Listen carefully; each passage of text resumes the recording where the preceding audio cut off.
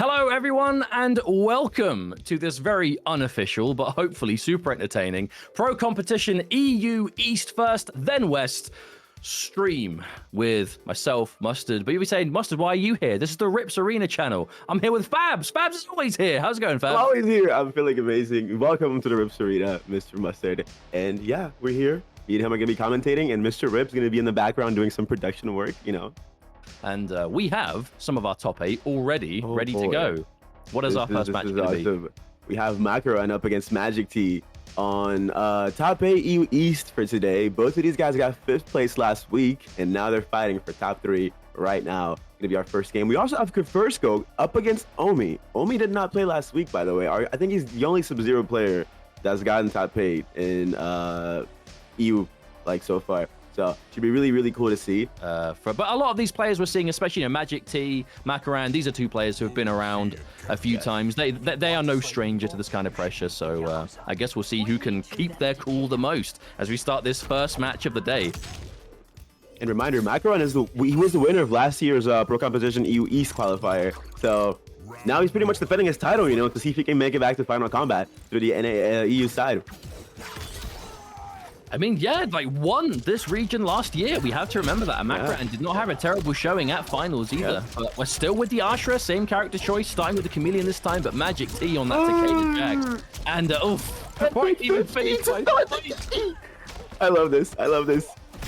Oh dear, this team does quite a lot of damage. Just a bit. All right.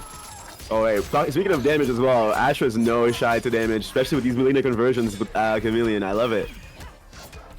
He's not pressing. He's not pressing. He's patient. He's patient. Okay, waited for the block poke. It's looking good for Magictea. Jax is just about available again after this recovery finishes, but at this point, I mean, surely you don't want to rush into it. Yeah.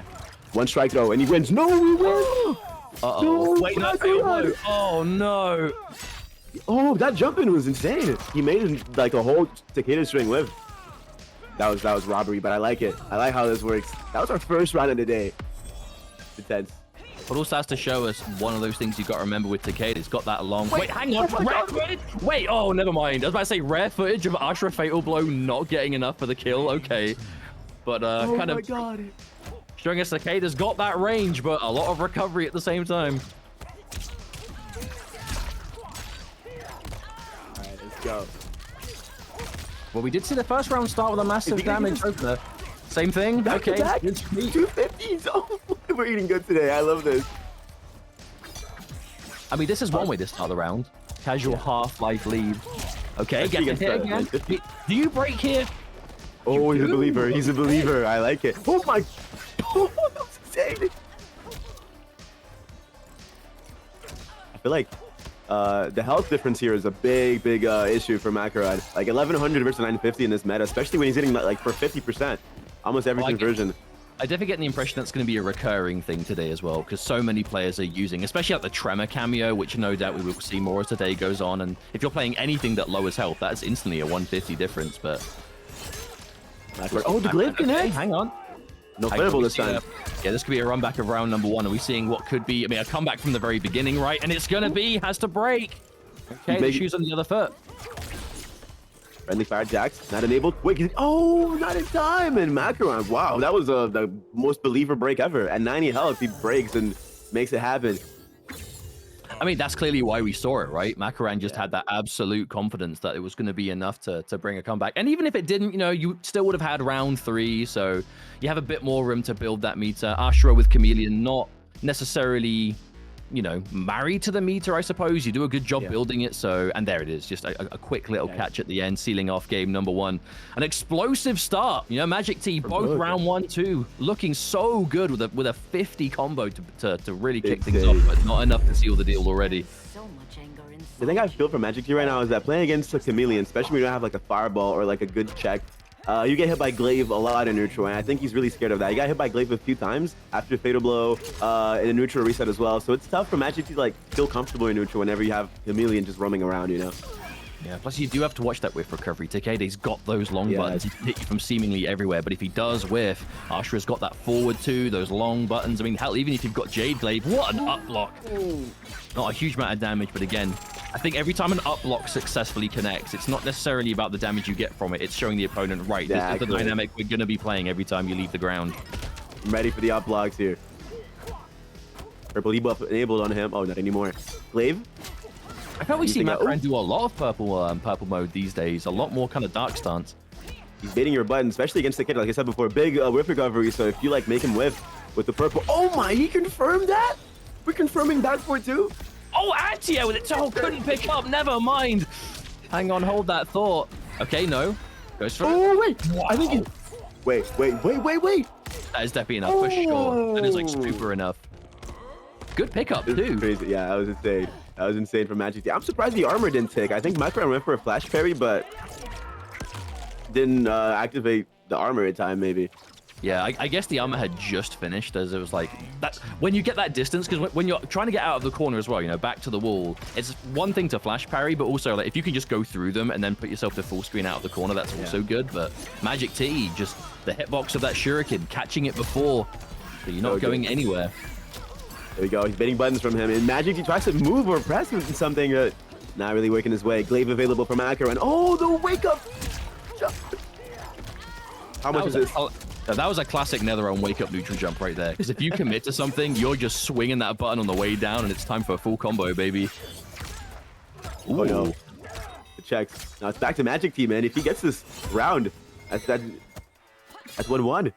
I mean, Makoran's probably going to build break in time. Yeah. Before... Okay, but you have to use it, right? Oh, unbreakable. No, okay, keeps unbreakable. Into the ground pound Oki. I love that decision. Yes. Like a lot of Jax teams have already like the checkmate with the unblockable, but Takeda having that spear move, which is pretty much unbreakable, that's so useful. So insane. Wow, back-to-back 2-0s on these games. I like it. I feel like advantage is definitely in Magictea though, because remember, things were looking so good for Magictea even in the first game. Even though he ultimately lost it, he's still good at finding those big openings early. And second game, I think he just did a better job of just not losing that momentum. So if he can keep that going for the rest of this set, we have to remember, this is a top 4 show today. And if you get winners finals, that's minimum 3rd place. If you win this first match, that's it. We're seeing you next week. GG's, good luck in the finals. So both Makoran and Magictea definitely playing for that safety net early on so far and looking 1-1. So off to a good start. We're seeing a Serena from Makoran maybe.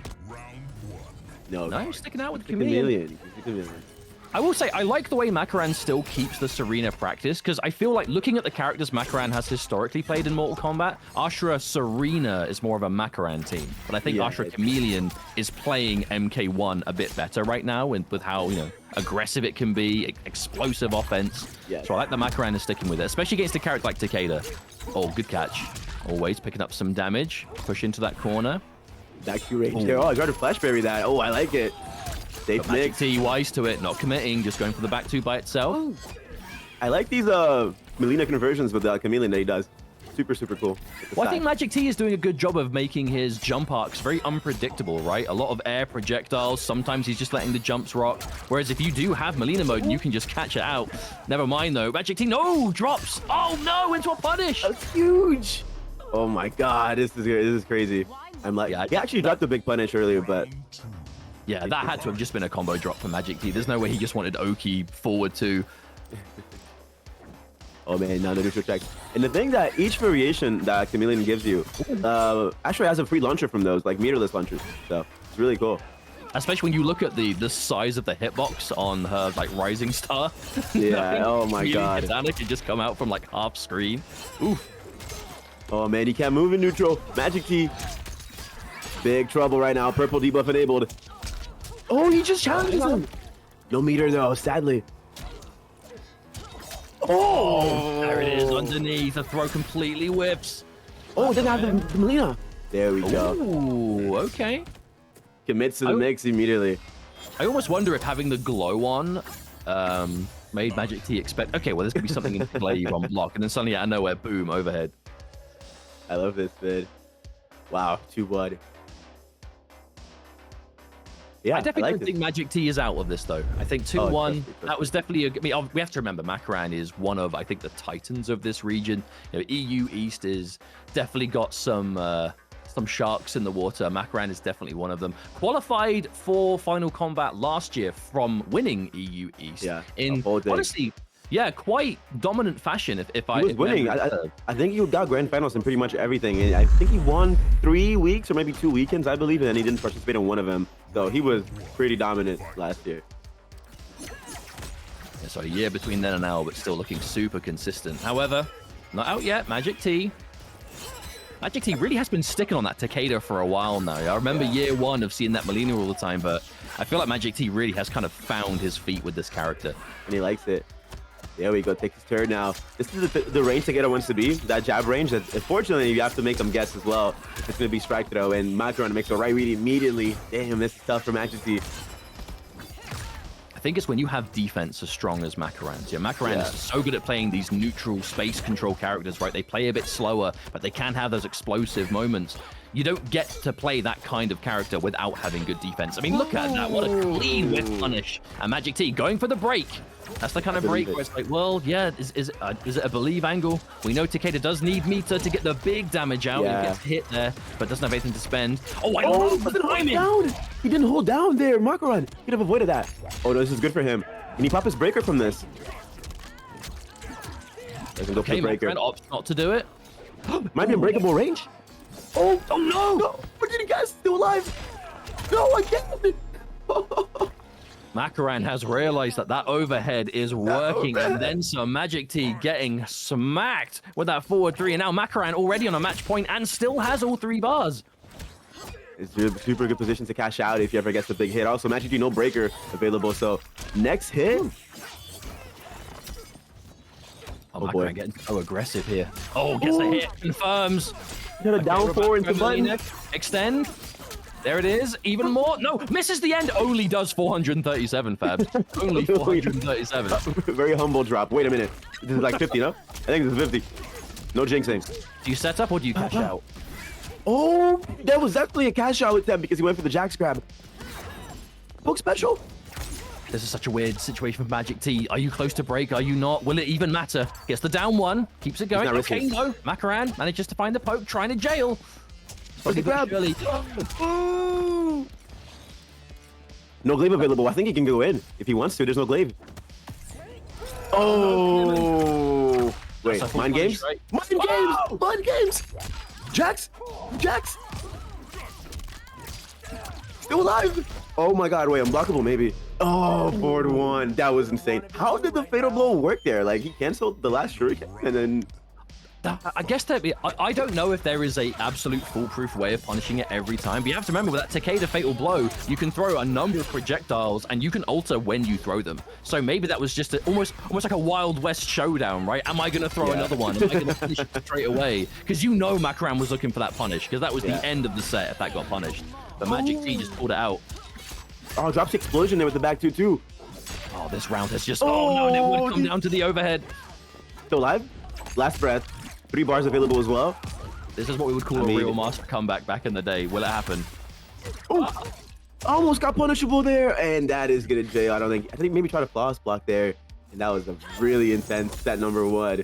Wow. You know, I feel like that neutral jump from Magictea was almost done specifically to cover a wake-up reversal there, because he even was like so confident. He went straight in with the forward 1, right? Tried to get that advancing button to chase down that reversal, but just a little bit too late. Did not quite connect through, and when you're at Magic Pixel, there's not much you could do to survive at that point. Makoran playing super well and will be our first player qualified for winners finals, and also our first player who is getting guaranteed top 4 of the day. Welcome. So we will be seeing Makoran again next week. Oh man, this was awesome. Oh, we have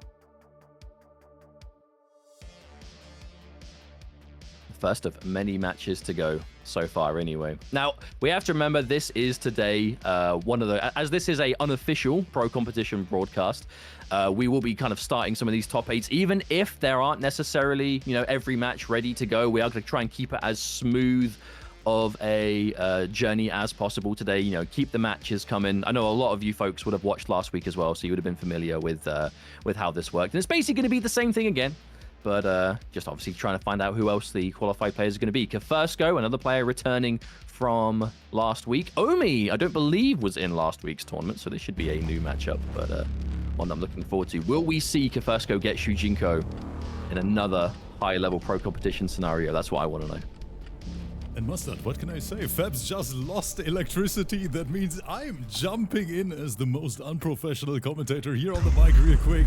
No, of course. Always professional, Rip. Mustard, a big honor for me to commentate this with you together. Sub-Zero on the left, KEFIRSKO with Havoc on the right. This is going to be a juicy one. Oh man, the pleasure is all mine. Honestly, I'm so grateful that you're having me on the stream. I know Rips Arena and Co have been doing some pretty top tier work in the world of competitive community support for MK, so happy to be here. OMIE, however, back here again, still with the Sub-Zero chameleon. I was wondering what to expect from him playing, but this is a team, I feel like we've seen OMIE play quite a lot of Sub-Zero in this game from day one, but really seemed to find his footing with the Sub chameleon. You know, such an explosive team, as chameleon so commonly with a lot of characters gives you that huge offense, and Sub-Zero is definitely a real serious one. Oh, we got Fabs back. He's back. That means, guys, I'm going back to drinking coffee. But yes, OMIE, Sub-Zero main since MK11. This is going to be an interesting one. Thank you guys so much for spending time with us. Now, Shujinko versus Sub-Zero, you get some pretty interesting moves, right? Ice Ball, right? You get Ice Ball, you get a slide that is super, super fast. And I think you also get a Deadly Vapor. I don't know how it... I think... Yeah, I think Deadly Vapors, maybe. You get... I know for sure you get... Actually, I wonder if... obviously, Sub-Zero has a new launcher. I say new, the newest added launcher. Yeah. I wonder if Shujinko ever gets those new moves, or if they would have to, like, separately do that. Either way, I guess, you know, I'm thinking out loud here. And there's the event. Now, oh yeah, so finishing that on block with the overhead, when you have access to a Sub-Zero slide, that effectively gives you it's a mix, you know, somewhat of a mix-up, right? Off of just Shujinko. Yeah. And there's the armor again. Ooh, magic mix. Oh, there we go. Can floss block it, unlucky. Yeah, KEFIRSKO had, I believe it was in the same situation last week, right? It was in like winner's side top 8, but just wasn't able to get the top 4. So you definitely know he's looking to fix that this week. Unlucky stuff. Oh, that up block he up blocked way before it even happened. That was a crazy read. I think he knew the dive kick was coming even before OMIE did. Also, look at the health differential here. 950 against 1200. This is a big, big difference. Oh, can you pick it up? Oh, there's a catch. Hang on, that's got to be enough, right? I mean, this is a Havoc team. Shujinko as well, always adding that damage. Helping hand, thank you. Shake my hand. Game 1 already done. Honestly, I'm loving the fact that KEFIRSKO is such a Shujinko loyalist, because I know he's been playing Shujinko since day 1, but it's a cameo that we do not get to see, but on paper is kind of powerful. I know that there's always the effect of he's only as good as the move he takes from the opponent, but with Shujinko now, always giving you that extra health, always giving you access to that crumple, always giving you, you know, some kind of counter poke potential. And now, you know, thanks to the many improvements he's got, he's always giving you some kind of launcher. He gets confirmable damage off of like every one of the games, so he's always turning you into high damage, but it's still a very specific thing that I think not every player really vibes with. But KEFIRSKO absolutely vibes with it. I do believe that characters that have like already good neutral built in their kit, if they just had like a good confirmed character like Shujinko, and then you have health on top of that, you're able to like pretty much you're chilling from the whole match, you know? So it's really cool to see how it works. Especially with Conan, by the way. Conan Shujinko is unironically a really good team. Oh, absolutely. Like it's I would say it could definitely be the strongest Shujinko team in the game. I mean, it's doing the highest damage per touch. It's got to be. Kind of flashbacks to Ninja versus Hayate last week, and getting hit by 7 frames, standing 1 with that range, and being like, wait, almost 700? What's going on? Beautiful. Oh, pick it up. Nice. And there it is. Every single time you get a hit, you're going to get crumpled into helping hand, and that is going to add juicy damage. Look at that, 400 plus of that conversion. Mix. Good blocks from OMIE. Hey, 1200 team, nice. You have the health to go for those risky mix-ups. Oh, that was wait, how much is this? Yeah, it's Fatal Blow, but I don't think it's gonna come with Fatal anyways, though. He is gonna go for it. He will get Glaive. Yeah, this is definitely not going to kill, but it will give OMIE the life lead. The question is, does it put him down into like strike throw territory? I feel like it maybe just won't, unless you get... Sub-Zero doesn't get throw combos, does he? Or does he have to be in the right disguise? He's going for it. Oh, the Jade 13. One. He's still alive. He's still alive. Still alive. Glaive. Oh, that's all you need. Yeah, that's the thing. After Fatal Blows, you get Glaive after. That's kind of like a checkmate situation if they have low health, right? What did KEFIRSKO do from full screen? Did he accidentally taunt? Because Havoc just pulled his arm off. I think he accidentally taunted. I genuinely think he accidentally taunted. I don't remember Havoc just pulling his arm off full screen. He's not going full screen helping hand. Overhead connects. Best possible start for Sub-Zero Chameleon, though. Knocked down. Meter, but does have Cameo charge available for the mix. Oh! The forbidden mix that isn't really a mix. It's not a mix, but it's just there, you know, waiting for you. That reminds me, hey, happy 10-year anniversary to MKX. That's the back 3 low minion of this game. It's not technically a mix-up, but you know, you're not going to always think to block low. Oh, man. What the hardest part. Oh, man, yeah. That is a KEFIRSKO round. Point blank, though. You're awfully close to each other. Yeah, what the hell? And neither player pulled the trigger on the down one. We are seeing respect shown. Oh, that's cool armor. You know, the armored hit of the clone, I think, added to the damage it did as well. Even though it doesn't do that much on hit, it still made it, you know, counted as a hit, right? I love Deadly Vapors. Like, when it slows them down, you can kind of see what they're doing. Oh, yeah, for sure. Which I think particularly helps when you have things like, you know, Jade Glaive, Ice Ball, Stone Punch. I mean, Havoc's not the most aerial character in full screen, right? So you should get quite a lot of mileage out of Deadly Vapors on paper.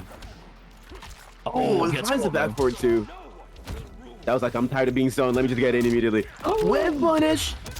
That had to have been a real predictive forward one from OMIE. I wonder if he was almost expecting a back 2 preemptively, but then obviously didn't come, so then he got whiff punished by the back 2. Nice checks. Keeps the plus. Bulk special out of there.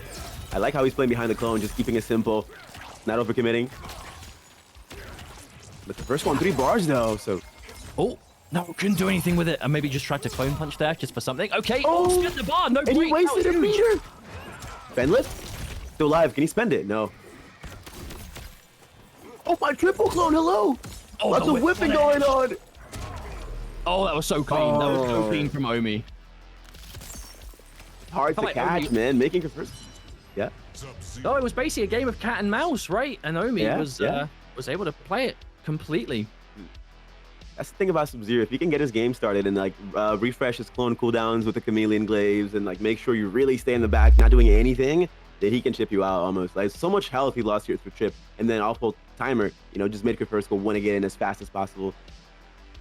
I love the way OMIE's playing the matchup, though. As strong as Havoc is, and I know, I mean, there's got to be an argument right now for Havoc being the most popular competitive character in terms of like I feel like there are more Havoc players in tournament at a high level than like any other character.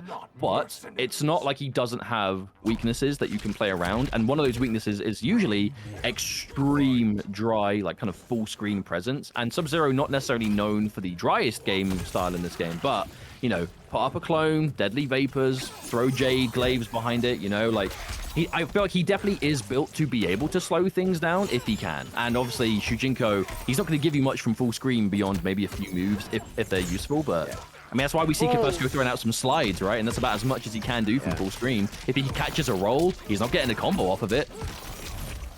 There's so much utility behind Chameleon, you know, even on block, Fan Lift and Glaive, everything. It's just hard for KEFIRSKO to get anything going.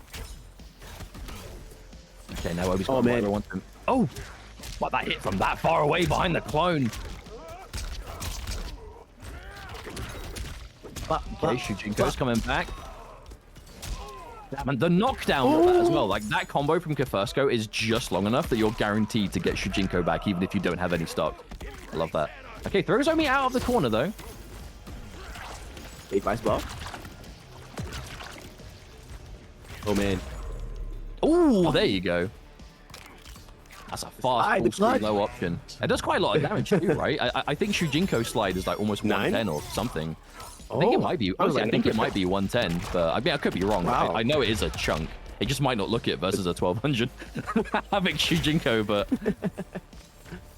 oh wait, no, against OMIE. Sorry, it should have like even more considering the 950. Sorry, it was actually the opposite of what I meant. The slide, kind of just yapping. Oh, big neutral jump. Ooh. Well, KEFIRSKO is getting very. Oh, he's out though. Ben lift. This is tough. This is tough for both of them to get something going. It blocks. Out of there. Just like if you give OMIE a turn, he just like pokes into special and he's out of there. But I feel like KEFIRSKO could punish that with a reversal low scoop with the armor move. We'll see if that's an adjustment we can expect, but so far so good for KEFIRSKO. Gonna get the corner off of this. Looking good. Back to full screen. Oh, he likes being full screen though, even though it feels like Sub-Zero has the upper hand. He's full screen, but life lead in favor of KEFIRSKO. Might be a timer situation here. Who commits first? Who commits first?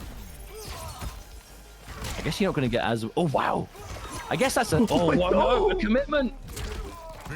He said, I got that too. It's also my move. He blocked it, though. I've seen that before. Whoosh. I got that too. I do like the way that KEFIRSKO is adapting to the long-range gameplay, though, because he is... There's not much more to it than kind of just trying to compete with projectiles, make sure you're not getting caught by glaives or ice balls, but then also just sending that Shujinko slide flying. It doesn't look particularly flashy, but it is a respectable chunk of damage, and it does... Yeah. I mean, he builds it so quickly, right? Especially if he's full screen. You can just bring out the meditation, Shujinko's going to sit down, you know, have a rest, and then before you know it, he's sliding all over the place again. So it's like... Even if you're trading, right? If you happen to go for like a Deadly Vapors, how much damage is that going to do? Versus if Shujinko hits you with the slide, suddenly it's a trade that you really win. Something you have to respect. Plus, he also has the health to, you know, manage the trades and just keep going. So I think I like this approach from KEFIRSKO by being full screen and just like forcing homie to get in. Oh, no. Beautiful. That would have been such a juicy whip punish. Oh, that's a straight up punish though. Life lead in favor of KEFIRSKO. Fantastic start. No, he's not in it. He's not getting in. Yeah, he's not getting in. Yeah. KEFIRSKO getting oh, what an up block. Ooh. I definitely feel like KEFIRSKO is confident in that long range play though. Really feels like he has the advantage from range now with how he's playing, because gets advantage and use it to just back off. You know, I mean, you come to me. I've got the health. You've got a lot of work to do. That was 2 combos and a slide, and he died. Yes, it was. I mean, I feel that is going to be a real recurring thing today, because I know like health differentials are a real kind of talking point in the community right now. You know, we're talking balance and, you know, why some characters are strong versus why others maybe don't get picked as much. But I think it's because Havik is so strong right now and he has that 1100 base. It's really kind of, you know, a real kind of magnifying glass on it, because we see it all the time. And this matchup, we're seeing exactly that. You know, 2 combos versus 950 when you're doing 400 plus per touch. Oof. Oh, trust the backdash or something. No commitment so far. KEFIRSKO in a good position. Has KEFIRSKO been hit by a single back 2 or back 3 yet? I don't think so. I don't think so, actually. I genuinely think he's been... Maybe early on, maybe like game 1. Yeah, perhaps. I don't think much of the matchup has been played at point blank. I don't think there's really been much opportunity. And I mean, there's been a few times as well, OMIE's gone for the back 2 into Katana Lift, but the first hit hasn't connected. So you're effectively poking the mid-second hit. Okay, the full screen checks again. Even then, every single Neoplasm that hits is going to do a bit of damage. Yeah, he wins almost every trade. And again, that's the grab. Had Melina ready, went for the double low. Okay, air to air. Triple, okay. No! Oh, could have cashed out. Timer though, timer. I love that choice. Can he stall? It's mix time, it's mix time, it's mix time. I knew it. I knew it. It's a bit of blow. It's a bit of... No way, no way. Oh, Mustard, I think it's over. I think that is just enough. Yeah, I think it's just enough. Oh, wait, no, that was like super enough. It's more than enough. Oh, the mix was coming. I saw the mix. Definitely not. Oh, I saw the mix coming. That was the only option he had there. Oh, man, yeah, but it was a great time. Obviously, that if you're doing like optimal damage off of that, you'd probably, you know, extend, do a bit more, you know, do an extra hit or whatever it is that Havik normally does there. But that time was ticking. You know, there is 1 second left on the time. Fatal Blow pauses the timer, so KEFIRSKO wasted no time, went straight in for that Fatal Blow, and sealed it, and has already come off. Yeah, qualification is finals. Yeah, I love that. I love that for both Makoran and KEFIRSKO, because I think they were both in similar situations. They had a really good show last week, getting into winners top 8, but just going from that point just seemed to be a bit out of their grasp last week. But this time, wasting no time, making no mistakes, and going straight through to winners finals already. As you we're gonna have ITHREEX. ITHREEX against MACBETH. So ITHREEX, he's a Havik player, I believe. We will find out in more Havik. I mean, this is the Havik region, EU East so far. Yes. Region of Chaos. Like, I hear Johnny Cage. Mr. John. Oh, you were just saying about Sector. Oh, thank God. Let's go. I like Sector. I like Sector. Wait, so he swapped from Havoc to Sector. I like that. I think it's a good one. I'm definitely going to copy your point as well, though. I also think Sector is hella slept on right now. I think when you look at characters in the meta, like Cyrax does not like extreme keep away. Havoc does not like super extreme keep away. I think there are some characters that just hate playing against it. And it's the Movado team too. So if you get hit by any of these air rockets, it's a full pickup. It's a full pickup. Yo, Johnny Tremor, this team, let's talk about it. Super, super good. Kanimani won last week's qualifier on the West side with this team, I'm pretty sure. Johnny Trem. I mean, it's a very strong team. I think as soon as they did the change where up punch got a little bit faster and you can suddenly do like rising star on block and then do up punch, like that was the glue that kind of sealed the deal, I think. Safe armor and safe bulk special.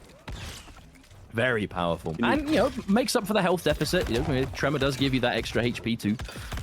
But this will be the matchup. This is going to be Extreme Rushdown versus Extreme Keep Away. So this is going to be again, another game of cat and mouse. Oh, that's a punish on the up. Lovely. Alive.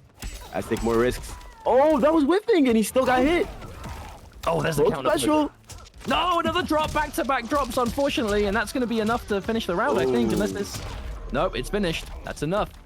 That's enough. Oh, 2 mistakes there. Unfortunate. That's the worst kind of drop as well, that you feel it in your bones, where not only do you drop the combo, you drop it and you become punishable by dropping it. Oh, that is a feels bad man moment. No.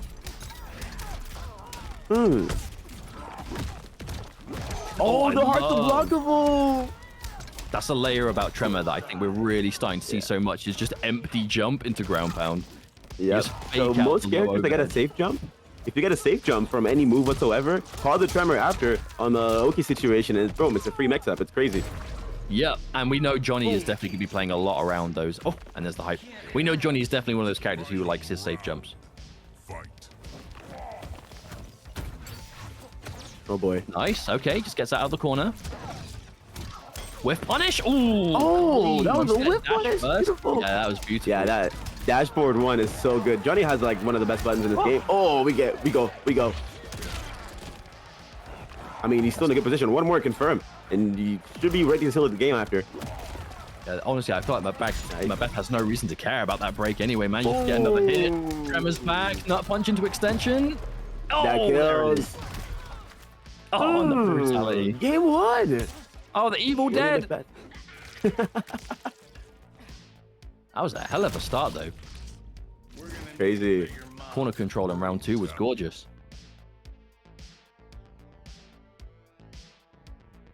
Wow. I think Johnny Tremor. Also a team I was talking about being slept on is Johnny Tremor for sure. All the people that love to play Johnny Goro or Johnny Lau, whatever like hyper rushdown team Johnny gave you, kind of like Johnny Chameleon, but just like without the full screen presence. This is what it feels like.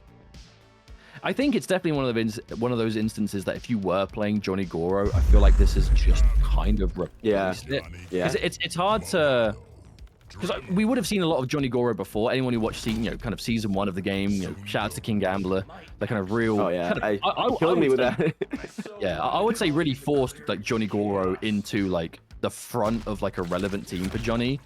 And the success kind of spoke for itself. Was a very consistent player, did really well with the team. But now, what you would have picked Goro for, Tremor just does, and everything better cooldown, more health, more damage.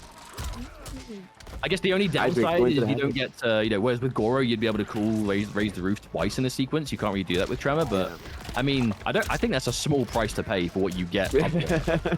Tremor gives you so much. You have to go for it. And ITHREEX here, like I said before, does play Havoc, and I think I think the match wasn't that bad with the Sector, but I think he just wants to play his main and feel more comfortable up close. I mean, it's definitely worth a try, especially if you're still playing the Movado cameo as well. Havoc Movado, the success kind of speaks for itself. But a comeback has to be made here by MACBETH. He has a hit, has the corner. Oh, and there's the wake up. Wait, that actually was quite a risky wake up. Very risky because it could have like died for 50% there. Well, shoulda, woulda, coulda. Didn't happen. Ooh, and there's the whip punish.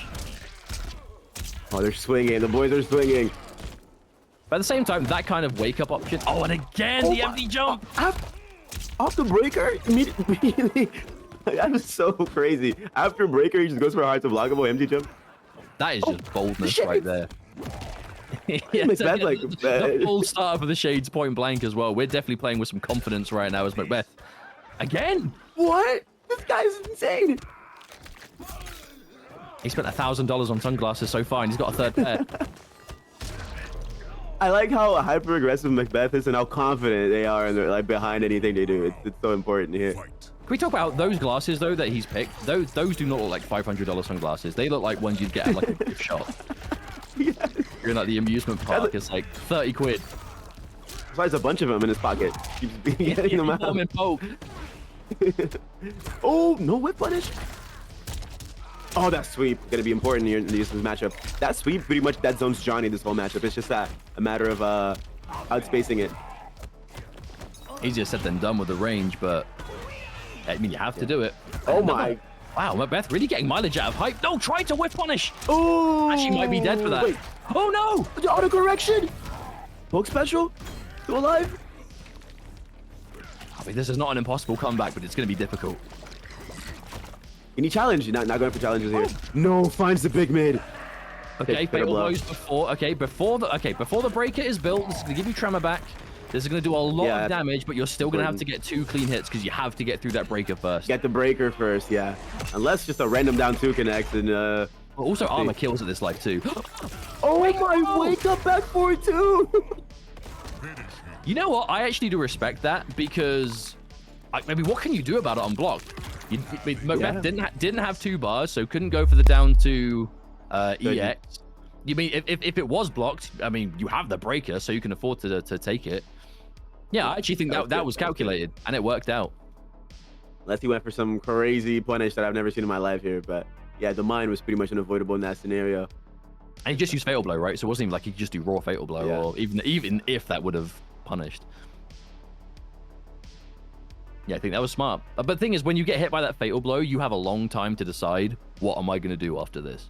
You know, you have to remember what your resources are. If you know what the post knockdown situation is going to be, and which these players will, not bad, not bad at all. Decent matchup so far. Looks like MACBETH sticking with the Johnny Tremor. This is a team I expect to see a lot more as Pro Competition goes on. Yeah. Really rush down heavy, has good buttons, has good damage, has good mix-ups. Hard to blockable into Tremor. No Tremor there. Oh, we're parry. This guy's crazy. I love it. Okay, the extension. Nice damage. 41, chill. MACBETH tried to we're pressing. This is not. Oh my goodness, the launch. Not the first time MACBETH has done that. You can tell what. I get so much mileage out of just jump into ground pound. And it is working consistently. That's 120. Still alive. Oh. Ooh, that was cheeky. That's just anti-air. I'm not gonna lie. Oh wait. Mine. Wait, can he kill with fatal? Breaker available. Yeah. Ooh, unlucky. That was good though. Get his breaker at least. Wait a minute. Why is MACBETH? It hit Tremor. Oh, never mind. Not gonna lie, when I saw that, when I saw that Neoplasm hit Tremor, I was half expecting him to just be gone forever, but no, MACBETH, immediate Rising Star. Goes in. Yeah, with no Tremor, he goes for Rising Star on Poke Rising Star. I love it. I think the only thing that would have kept ITHREEX alive, though, was if we did see a flawless block, and just flawless blocking Rising Star, that's easier said than done, unless you are super, like, prepared. Oh my god, happy accident. Yeah, I got hit as well. It happens. Well, for MACBETH, there's no reason not to go for it, right? Because, you know, it covers the whiff punish, it makes it safe on block, and it combos on hit. So that was kind of, I mean, you're going to do the input anyway and be ready to pick up, which MACBETH definitely was. Life is so good with Tremor, I swear. Right back up. Ooh, the delay wake up lets the Neoplasm come out. Oh, and again, so much use. Rising Star. Have to block for your life. Oh, the backdash. Can you get the punish? Big whiff. Ooh. No Tremor here, so. Oh, well, that just. Oh, I like the mine. Wait a minute. Oh, but he couldn't fatal blow. To be honest, I actually don't. Oh, that reached. There is no way. No way. Dude, MACBETH is so crazy. I love it. I love these glasses. Well, the thing is that, like, It's a crazy Johnny. I wonder if, like, if Tremor is available, you're kind of worried about the existence of glasses, because you'd almost see, like, a move that has that much startup and think, okay, like, they're baiting me to try and beat this because they're going to call Tremor. Right. I feel like when you're defending against glasses that often, at some point you just have to see it and hit him for doing it. Yeah, because that is, yeah, just anything, right? Because it does have so much startup that it's like, unless Tremor is already on the screen, you should be pretty much safe to just hit him anyway. Because, like, I know, especially if you do it off of strings, you might think, well, you know, there may be some cancel advantage. I guarantee you there's never enough cancel advantage to make that a true string. You know, there's going to be a gap big enough, and you have to hit it at some point. And there is time for it, so there's definitely time to see the adaptation from ITHREEX, but will we see it? ITHREEX. Oh my God, there's so much armor there. Nice. Oh, Johnny doesn't get throw combos with this team, I believe. Or does he? I think he does if he's throwing him towards the corner. I don't know about mid-screen. Oh. I've seen conflicting things about it, but I mean, considering how like strike heavy Johnny is, I feel like if it is possible, we'll see it soon enough. I know he definitely can at the corner. I've seen it in the corner for sure. Okay, that's what you want to see. ITHREEX with a good round. Start things off here. Maybe time things up for a game 5. I like it though. Oh, it doesn't check the low. Oh my God, didn't fuzzy. Oh, what? No. The meatless full punish with a parry. Haven't seen that in a while. Oh no, there's a confirm again. MACBETH is crazy. I love this Johnny, man. He's definitely available again. So good. Poke special? Yes, sir. You called it.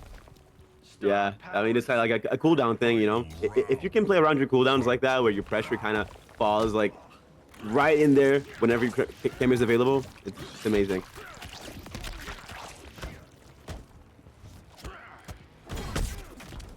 Oh, he offers. Okay. Again? No, he baits the armor this time in the poke special immediately to get the turn. Hype? Just like that? Actually, half would expect a potential hype trade combo, but maybe wishful thinking. Into the parry. Oh my God, but oh my God. Ahead. I love the confidence though behind MACBETH's gameplay. Neoplasm. Keep going, keep throwing them out. Shadow kick to catch the starter of these, but the problem is, oh, wow, that just hits outright. The problem is once Neoplasm is on the screen, it's kind of hard to find a space to shadow kick it. Yeah. Oh, never mind. Oh, the OTG. That was good. Game 5 situation. Our first game 5 of the day. I like it. Yeah, it's a perfect start. A very back and forth matchup as we're seeing it going into its final match of the set. Wait, production man, do you have us with a game 5 position soon? I think he does. I think you guys got those, right? You guys got those here. We got those. I don't even know what you guys are talking about. What kind of production man are you talking to, Fabs? Production man, you got us. Production man, you got us. Okay, let's see if the production man is all right here, chat. Everyone out there, game 5 situation. Make some noise. Yo, can we get ones in chat for the production man? Hang on, I'm gonna do it at my end. Hang on, ones in chat for Mr. Production. All right, game 5, here we go. This is loser's bracket, and this is the second and final online qualifier in Pro Comp. So if you lose here, we'll have to see you offline if you want to make that finals. Go back in the nooch. MACBETH here. Our surprise of the day. I'm pretty sure that this guy is my favorite player to watch so far. I'm liking this. Oh, full commitment. Oh my goodness. That ground pound? Yeah, it was overhead into a ground pound. Yeah, I'm not blocking that. That looked kind of weird, but it worked out. Oh no, Neoplasm. That's not a live lead. Wait, slowly getting a live lead actually. Oh, the back. How did that not trade? It's crazy, honestly, how much of these hits come down to that kind of sweep distance forward 3 versus back 2. Because there's that constant mind game of, do you preemptively press it to catch? Because like Johnny can forward 3, Havoc's back 2, but it's probably harder for him to back 2 the forward 3. Oh, hang on, that's a full catch. That's Neoplasm into button. This is gonna hurt. This is gonna hurt. There's like mid 400s at least. And the mix after. Oh, ITHREEX is feeling himself. Yep, tries to catch, but Enough recovery. Oh, okay, gets hit again. Hang on. Wait, no, there's Movado. Movado available. Yeah. Is that enough? Oh, tried to wake up nut punch. Yeah, ITHREEX. That is a G5 right there. Yeah. Wow. Seals the deal, clutches it out, and we'll be seeing ITHREEX go through loser side, staying alive in this loser side of the bracket, one step closer to that top 4 placement. And again, we have to remember, this is a top 4 show. Yeah, to play against Magictea. And that's, you know what, we're talking matchups. Takeda Havoc, that is a matchup we've seen a decent amount in Pro Comp so far. And honestly, I think Takeda's ability to fight that matchup is one of the reasons we see him so much. Because he just seems to match up favorably into a decent amount of those top characters. And I guess we'll be seeing more of that if that is the matchup we see indeed. Unless we maybe see the Sector attempted from ITHREEX. Because you have to remember, he did start the set with Sector before. But that's that. So our next match, I believe, is going to be Magictea and for top 4, right? For top 4. Oh, boy. Yeah, so this match is just ready to go. I know we said we were going to do OMIE versus Hanzo, but if there are issues, you know, the show must go on. We got to keep this ship sailing up, and if Magictea and ITHREEX is good, then we'll go straight in with that. We'll allow double damage. All right. Oh, this is important, man, because Magictea's last run ended exactly right here. So I was in 5th place, 1 away from it, and ITHREEX hungry for that top 4 to make it to next week as well. And let's go. Now, Magictea, we saw had a bit of an unfortunate start versus Makoran. Seemed to start off really well, but as the set moved on, Makoran just got really comfortable, and that seemed to be it. But Magictea, definitely capable of taking this set, but... Oh, yeah, more than capable. Look at that. He's just respecting the mind right there. That back 2 could have been big. But again, I feel like hindsight is such a thing with Takeda, because he's got confirmable buttons, but at the same time, if you commit too much looking for the confirm, then you're opening to like maybe getting armored or maybe hitting other ways. Ooh, goes for the helping hand, and after the scoop finds a big back. Ooh. No, imagine dropping a combo and going for a micro deck right after. I love this. Oh my. All right, what's the saucy? What's the mix-up situation? Oh my, Jax! That actually hit the jump back too. Oh no, not enough. Oh, hang on a minute. Poke. Was that buffered or was that just a commitment? I think it was a commitment, I believe. Oh my. Good respect. Oh, it's a mix-up. That doesn't kill though. You can take that. Oh, again, the wake-up energy wave. Yeah. What's the mix-up here? Tried to jump. I think he made it work on purpose, actually. That would have been super nice. And the grab, just such a scramble, like 10 seconds of just who's gonna take it. I do wonder if that was maybe some, like you said, attempt at matchup knowledge. Maybe if you jump out of that, and then if you jump out and he throws multiple, we can probably confirm it, right? Yeah, he goes through one and waited. It's definitely one of the weirdest punishing dynamics of all the fatal blows. I do love the way that Magictea is going for wake up energy wave though, because as good as Takeda is, his reversal's kind of bad. So suddenly having access to like a quick invincible, you know, reversal like what Jax gives you, it's I think it's definitely better than his default reversal, and it doesn't cost EX either. You have ways to meaty and like beat the invulnerable frames of that move, but it's just difficult when you don't expect it as well. Not many people wake up reversal cameo, like barely anyone does that. Yeah, I feel like a lot of the wake up reversals, the cameo moves just aren't really that good. But then a few of them really are. Do you remember seeing the chameleon Melina roll? Oh, like, good. Everyone was doing that. Getting punished for like 3 months almost. Oh, finds the dog finally. Wait, this kills. Wait, unless he gets breaker and he goes for it. He does believer break. I like it.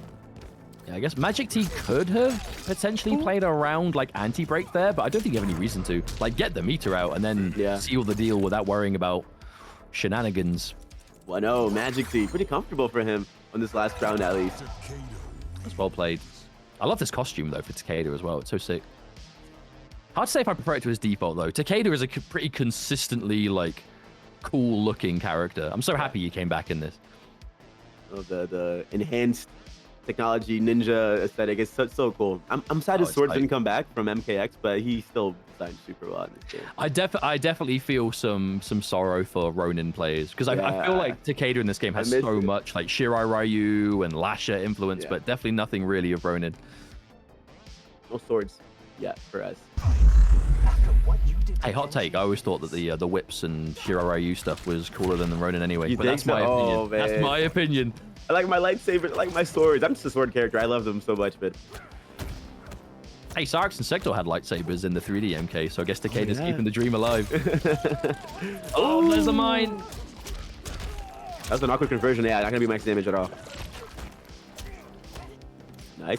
Like, Takeda likes to play in that jab range though, so like it's really hard for HIGHLIGHT to decide if he's going for strike throw, because if you get shimmied, it's 20%.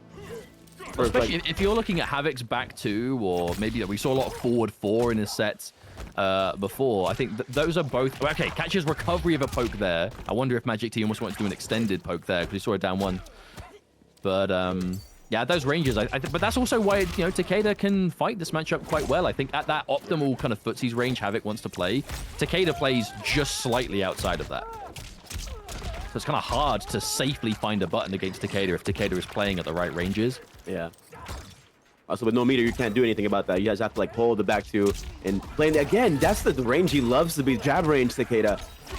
Wait a minute. Detonate. Oh, does this? No. Almost enough. Meter. Yeah, I would have killed a meter. Oh, that's a punish! Magictea! Going for the low kunai there. Oh, that was... I mean, I respect it, but at the same time, big commitment. Well, I feel like as soon as Magictea had dedicated to the jump and ITHREEX was like right there and had himself, you are forced in the dynamic of...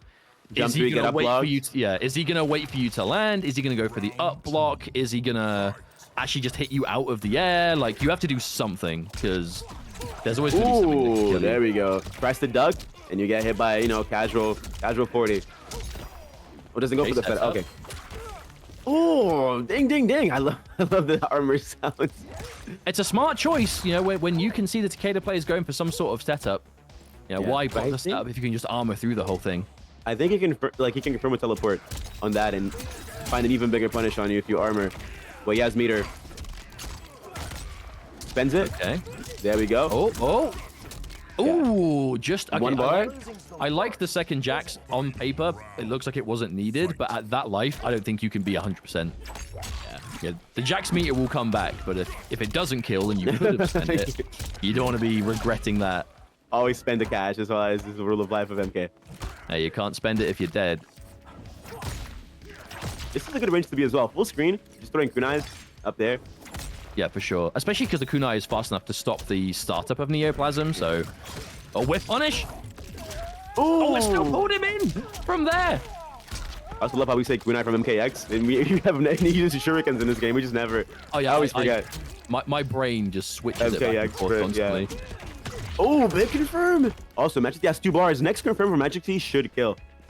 If he doesn't drop. That didn't whiff punish, wow! I thought for sure ITHREEX had got the back 2 properly. Oh, wait! No pressure, Magictea, no pressure! There is an extra bar. No pressure! Oh, no way! They killed it. Yes, sir. That's a little 50. My goodness. That was a lot more than I was expecting to see from that into. Magictea with the crispy execution. 2-0. Looking good for that top 4 spot. I've seen this movie way too much. Just Takeda with 2 bars, you have half HP, they cash out and they kill you.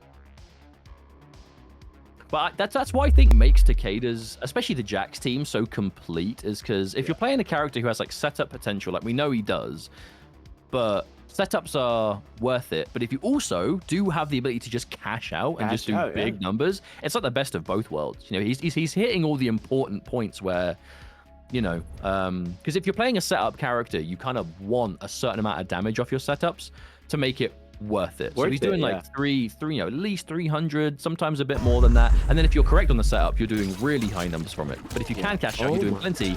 You still have, you know, the best of all of it. But this could be our final game. Magictea playing this set so good. Forward 1 on game start. I love it. Oh, and there we go. Yep, confidence. And look at the damage from this. Yep. Oh! Dude. Magictea. That was 2 touches. I mean, as if to prove my point, that's literally exactly what I was just talking about. Thank you, Magictea. You make me look so smart. Oh, man. And trust me, it's very hard to do that. Trying to wake up Jax in some scenarios, like, you can actually immediate stuff. Okay. Wait a minute. Wait, no, he's got a third. He's got a third. Uh-oh. No, too early. Oh, too early. But he's losing health as well. Oh, not anymore. I guess his inputs are reversed. Oh no! Oh no! Oh, that was. You know what? I feel like ITHREEX did that like such a smart way of enforcing that mix-up, because doing Movado slide near the neck snap is as close to being guaranteed as I think you can get with teams in this game. But because Magictea got hit and then delayed, just too long. Did the neck snap when Magictea was still invincible on the floor. And Magictea, thing is that wouldn't have killed Magictea because he probably would have been able to break, but at least we got the break out of him. Wake up jab. This is a really expensive wake up jab. Look at the damage. Oh, cashing out again. Magictea doesn't drop these. Apparently 500 near enough. Like a 7th 50 bomb this whole tournament. The guy is going crazy. Yeah, Magictea is in his element right now, playing in that perfect range. Oh my god! Hang on, hold the thought. What? What? I don't think he meant to spend that. That has got to have been an input error. Oh, big punish, fatal blow. Oh, maybe actually might have got hit by Jackson fatal blow. Oh no! Grab combo, grab combo. Oh, and Magictea. Welcome to top 4. That was well played. Oh, and there's the Azuna drop. The Azuna drop. Thank you. Good night. See you next week, Magictea. I mean, we are going to be seeing him later in this exact tournament, but we'll definitely see him next week as well. But I want to say shouts to ITHREEX for getting so far in this tournament, though. But unfortunately, I think maybe just a few of those opportunities at the end kind of just escaping them somewhat. You know, we saw a big opportunity with a situation, you get a big hit, a massive back 2 over the EX Shurikens, could have been a huge opening. Yeah, unfortunate, ended the combo early by going for EX low instead of meterless. That had to have just been a good old-fashioned mistake. And then as you called out, right, the 1-1 that could have been fatal blow to avoid the ground pound wasn't happening. But 2 crucial mistakes back to back, unfortunately, and Magictea able to totally make the most of it. And move on through to losers semifinals, which does guarantee top 4. So the hard work today is officially done, Magictea. Okay, here we go. Straight to the winners finals now. The first go against Makoran for top 2. And I think this maybe a rematch from... Actually, I don't remember last time they played on stream. What does Shujinko get from Ashra? You've got to get the launcher, right? He gets the launcher. He gets the little projectile she has as well, and it's so plus. It's like I think it's even more. I think it's more plus than hers. I think it gets one more. Either the little chip out move, the spin to win sword move, or I'm thinking, what else could she get? I think it's those 3. I think it's those 3. I think it's the projectile, the DP, and then the spin to win move. I want to believe that. I guess for your damage, you're probably going to be taking the launcher more than anything else. But I mean, then again, if the projectiles are half cost and it goes, and it's so good as well. Same range. Ooh, okay. Projectiles. Yep, the Serena. We've seen Makoran go straight for it. He loves the Serena. Yeah, we saw Makoran do this last week as well, because we know Makoran definitely had to play a bit of the Havoc gauntlet, it seemed. And I think Havoc is, again, what really seems to hold Havoc back, as strong as he is extreme keep away, real kind of dry strategies that, play at that range, kind of outside of his effective distance. And I think Serena is going to give you the projectiles at a range to do that a bit more, right? That quick projectile, those long range confirms. Also the safety, you can just go overhead into the single blade and it's safe as well, or low single blade and also safe and really plus on hit. And also look at the full screen presence, like KEFIRSKO wasn't able to dash in and get a mid because of how powerful the presence from Serena is. All right, order positioning for breakfast. Nice checks again, another grab, just adding up. How he comes out in down 2s. Shujinko got those actual MK1 combos. That overhead from Makoran today has been doing some work. Hey, look, make that look unblockable. Oh, and you can still pick up. Look, what damage do you get from this? You know what? That is not bad damage from just counter poke Shujinko launch. Oh, there you go. It gets a low. The low purple move. That's probably better for a full screen check if you can do the range version. Oh my god. You got 2 projectiles from her for half a meter. Oh, and yeah, he got those. He got those. Really hard to grab. Wait a minute. Oh, bidding a button.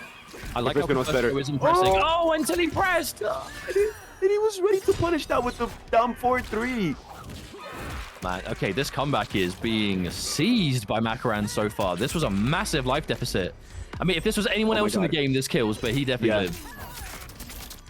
Right. But now suddenly advantage Makoran. EX for the distance. Oh, into the light. Makoran, the full comeback. Spends the resources to do it, but that is why Makoran qualified for finals last year. He's way too good at this. I swear. Goes to the EX projectile, you know, for the full screen presence and to get the plus frames, and then boom, and just Serena Glaive after. Yeah, he's pretty good at Mortal Kombat, you could say. Not bad. All right. All right. That was a good start, though. I mean, you've got to be feeling $1 million if you're Makoran in that situation, though, because that round was looking pretty bleak. He was like purpling everywhere and stuff. Crazy. As long as you've got the resources, Ashra is still a relatively high damage character, especially if you're getting the right kind of openings. So, yeah, especially if you've got Fatal Blow ready to go. Makoran, so far, so good. 1-0, looking to get that grand finals winner side. Now, I know we've been talking at length about how top 4 is like the most important thing. If you win, I mean, I imagine seeding is still going to be it's important. Seeding is important, especially because a lot of people just get top 4 and leave, right? The seeding is already kind of messed up that way. So let's see what happens, man. Oh, I like that combo as well. Actually, looks like that has a slight pop-up effect to it. So I wonder maybe in the corner you can pick it up. Yeah, maybe. Nice checks. And that overhead is doing God's work today. Spends it. Genuinely making it look unblockable. Oh my goodness. I like how Makoran confirms that forward too. He holds it a little bit and then he confirms it. Yeah. If you block whatever he's doing, he's going to cancel the back forward too and just stay neutral. It's insane. It's clever. Oh, that hits Shujinko on the way back. No meditation for you. Mix blocked. I'm telling you, man, Makoran has that defense. Yep. I mean, people say it's fuzzy, but like 3-4 frame fuzzy. If you got that, you got that. Yeah, there are definitely things in the game that are reactable on paper. It's just a question of whether the player has it in them to do it, and we know Makoran is one of those players who can. Oh my god. I got scared for him. Yeah, rare footage of no whip punish. I wonder if Makoran was almost worried about the finishing of the string. Okay, Makoran generally, I think Makoran already had full meter though. I wonder if Makoran momentarily. Actually, it might not even matter. There's another bar. Do you spend it? Okay, yeah. Oh, and he swaps to edge trick damage as well. Detonate. So important. I love the Astra buff, you know, she's able to switch stances mid combo to detonate the purple debuff on you. Yeah, it's the kind of buff where on paper it looks like, okay, yeah, there's no way you'd be able to. It looked like KEFIRSKO tried to go for EX, like leg in the air, but I mean, I don't think there's anything that can help you at that point. Makoran looking good.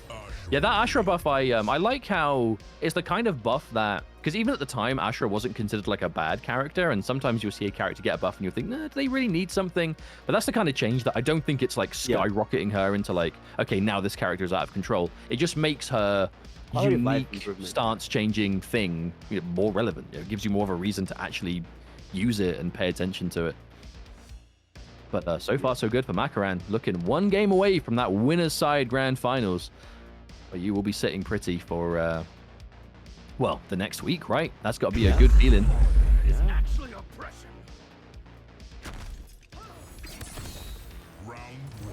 Still, though, does KEFIRSKO have the reverse 3-0 in him? No, that's dude, Makoran is so consistent. In purple right now. Good blocks, no punish. That's the thing. You can also cancel off of something after the 4-3, so people don't even want to punish it. They just block and don't challenge anymore. It's a very uncomfortable dynamic to be on the receiving end of. Like he's only from KEFIRSKO, but you have to load up the Jingo after. Knee checks. Up block attempt. Ooh. Ooh, that's the yeah, Makoran definitely getting some unfortunate inputs at the moment. KEFIRSKO pouncing right on it. Okay. Jinko is back, available for the projectile, I believe. Full bar. Does he go in? No. Oh, he's ready. He's ready for that area. If he sees any forward movement from KEFIRSKO, he walks back a tiny little bit, and he got that saying you're ready to punish whatever you do. That is the deal breaker in this footsie game, is Makoran's just slight walkbacks and a punish. Dead. That is death. Side switch. Oh yeah, side switch. Yeah, that's unfortunate because to finish that combo, like there's no way for you not to side switch in the corner. It just whatever version of the ender you use, you side switch. I guess you could just choose to not. I mean, so if you just finish the string and don't do the special, do you still side switch? Oh no, you don't. But I guess maybe it wouldn't have killed if not. Yeah, it wouldn't have killed. Take a guaranteed match point and just be in the corner. Although this time I will say KEFIRSKO. Oh, never mind. Had such a great start, but again, Makoran reminding us one of the strongest things that will always keep Ashra relevant. That reversal. Yeah, that purple stance. Safe jumps are not as safe anymore because you can flash parry or just like teleport out of it and kill you for it. Oh, that's the Makoran special right there. Yeah, that one into the arena. Oh, max range. Wait. The little walk back to just. Next hit kills. No swing. Oh. Dude. Oh, there it is. I swear, when she's on purple, it's so hard to press buttons against her. And that's 3-0. Jesus, Makoran. But Makoran was so good at finding every moment to go for flash parry, side switch, whatever it is. It's just, you think you can press against anyone else you can, but not against Makoran. Not in that instance. Always ready. And that's the thing. It's not just going for like the flash parries. It's always being ready to make the most of it. So it's one thing just absorbing the hits, but if you can absorb the hit and then get a full punish on normally safe buttons, that is the dream. And Makoran reminding us why he is so good at this video game. Oh man, that's top 2 for him, guaranteed. Yeah, that's a GG. I mean, there is definitely a reality that we see Makoran qualify for Final Combat in this region again. I mean, it's definitely going to be tough. You know, we have to remember, definitely going to be difficult. There are some real top-level contenders in this region, but Makoran is in the conversation for sure. Like, the other side, the first week, you have literally 3 Havoc players. Desarted, Enes Bananas, and you have Takinada as well. And then KEFIRSKO, also really good Havoc player. That's like 4 Havocs already. Like really good players, and like Makoran has to face one of them as is game 1 next week. So it'll be something. That's for sure. It'll be something. Well, you know, Makoran, the kind of player who will definitely be aware of that going in. He'll will definitely be as prepared as possible. You know, Magictea, the same thing. Looks like OMIE won off stream against Hanzo the Goat. So it's going to be Magictea versus OMIE in loser side, which should be our next match. Knowing that these kind of matches would be going on and there'd be no way of watching them, ain't no one want to miss that. You know what I'm saying? It's a heartbreak. I would love to always watch these. Oh my! Hold on a minute. I think the only Sub-Zero here. Oh, we'll see. It's OMIE. There's only Sub-Zero Warrior. I like how he's still sticking with the sub-chameleon. I feel like this team has kind of not completely fallen off. I know we definitely still see it here and there, but yeah, once upon a time, I think this was kind of like the only sub-team we would see. Now there's a lot more options. Unfortunate drop. Definitely still can't get the job done. Yeah, lots of utility from Chameleon.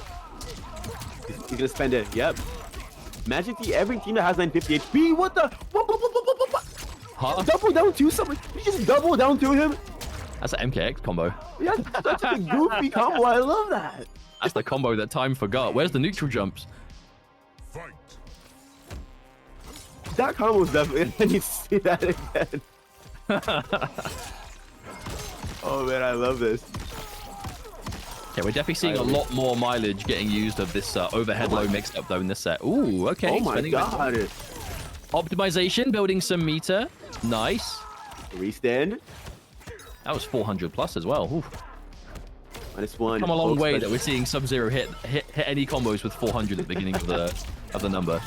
Oh, nice pickup. Set up. Nice block on the mix. Yeah, there's a good reaction on that from OMIE. Oh, speaking of mix.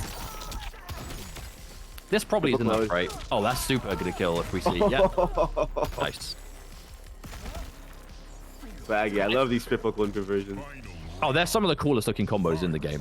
But unfortunately for OMIE though, that combo, it got the job done. Oh, full punish. But it did lose the corner. And we know OMIE has been getting so much out of the corner so far. Yeah, and Magictea bringing us back to mid-screen. I think mid-screen, we're definitely seeing Magictea have the advantage. There's the immediate wake up though. Oh, he's out of it somehow. I love it. Fanlift just does miracles in this game. And Magictea almost chased down the whole thing as well. I'm liking the pressure. That's the range Magictea likes to play, but Homie is the one who's being more dominant in that range, and I love it. Okay, we have the corner again. This is where we saw it work out for OMIE last time. Oh, again, Ender into overhead.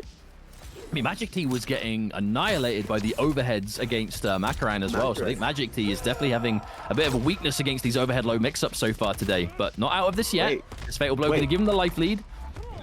I think you should have used this breaker because now you want to. There's so much unbreakable damage from Magictea available here.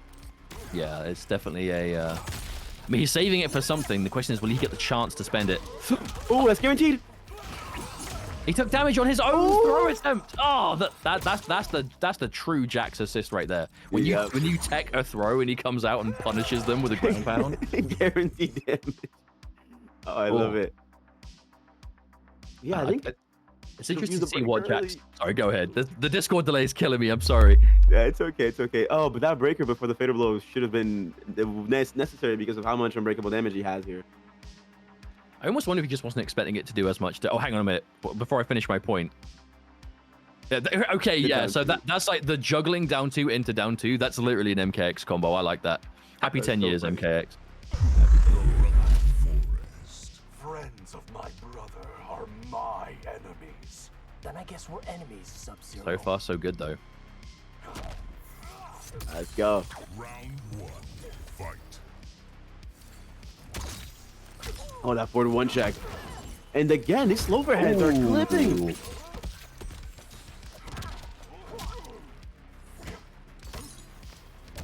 Oh, poking to poke. Magictea definitely showing a lot of respect. But I mean, is that that kind of range of like down, blocking a down 3? Takeda's got good buttons, but not necessarily that dynamic, right? Doesn't have that kind of close range, point blank, fast mid that you normally want to check. The way he challenged the setup attempt, like wake up, instant jump in. I love it.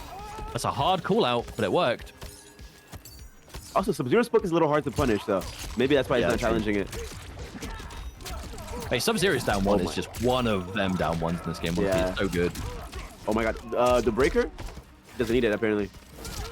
I almost wonder if Magictea was thoroughly expecting to see a... Oh, never mind. I wonder if Magictea was expecting to see a break, and that's why he jabbed at the end. Yeah. That's definitely not an end that we would ever see Magictea go for, unless he went for something that was just an input error, perhaps. But this is a great fatal blow for OMIE, going to just give him the life lead. Slave. Oh! Ah! Both of them got hit! Oh my god! No. And he gets the final hit! Oh, that was messy. A scramble of scrambles, but Magictea comes off the better man in the situation. I think the thing that makes the scramble even better is when the Jax is there to make a ground pound. It's just so chaotic. Oh, these overheads. Overhead, yep. Gotta watch your head. Easier said than done, but... Oh, the late shuriken. And he can hit that almost. Oh, he picked it up. That was still active. OMIE had the confidence. Oh my god. Yeah, that overhead is killing him, and I love it. Still got the clone available. Can he cash out? Only enough, right? Yeah. Almost 400 for that. Goodness. Okay, this is best case scenario for OMIE. Now he has the corner, has the space to work with to keep it. So special. And he has to respect it. Not jump. You have to stay. You have to hold that. Well, I think when Takeda goes for those kind of like swing specials in the air, I think he like lowers. Yeah, he definitely drops lower, so it's harder to avoid things on the ground with it. Nice. Side switch, beautiful. Oh, counter hit. OMIE, what? Nope, wasn't ready. Did not expect it to hit. And again, double down on OMIE.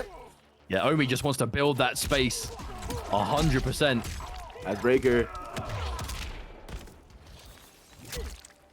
Oh my god, that poke is so good. That extension. Oh, no punish. Didn't turn around, no. The neutral jump to make something with, but didn't turn around in time. Oh, of course. That's probably it, there right? It is. Freeze. Wait. Yeah, that's enough. I thought maybe it would come down to a Melina pickup, but wasn't needed in the end. Sub-Zero wins. Okay, OMIE, making it work. Let's see it.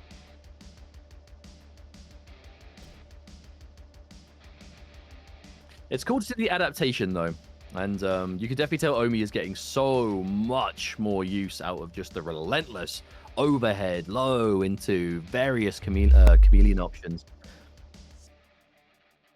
But that's what you want to see. And also on the flip side, we're not seeing as much like constant clone on block, because I think Takeda is a quite well equipped to punish clone on block. Yeah, the down forward 1 extension, he has that. The little, it goes so far and you can actually get a full punish from it. So yeah, I remember once upon a time, I think there was a change to some. I can't remember if it was either they changed the distance he went on block or if they just got rid of some of the recovery. But some things that used to punish didn't anymore. But some of those punishes are definitely still there, and Takeda definitely still has it.